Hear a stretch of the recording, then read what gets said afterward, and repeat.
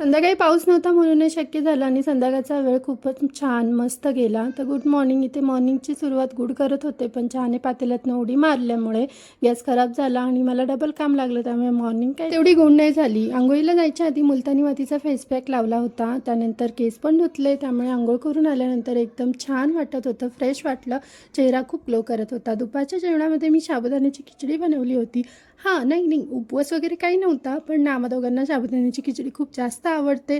त्यासाठी उपवास असायला पाहिजे असं नाही. आम्हाला जेव्हा इच्छा होईल तेव्हा आम्ही खातो. सहज हाताकडे लक्ष गेलं तर हाताची सालं निघताना दिसली. हे कशामुळे होत असेल मला कमेंट करून नक्की सांगा. काय कारण असेल? हाताची सालं का निघतायत माहीत नाही. दिवसभर कामं करून वेळ तर निघून जातो, पण संध्याकाळचा वेळ काही जातच नव्हता. मग संध्याकाळी मस्त फ्रेश होऊन रेडी झाले आणि गेले टेरेसवर.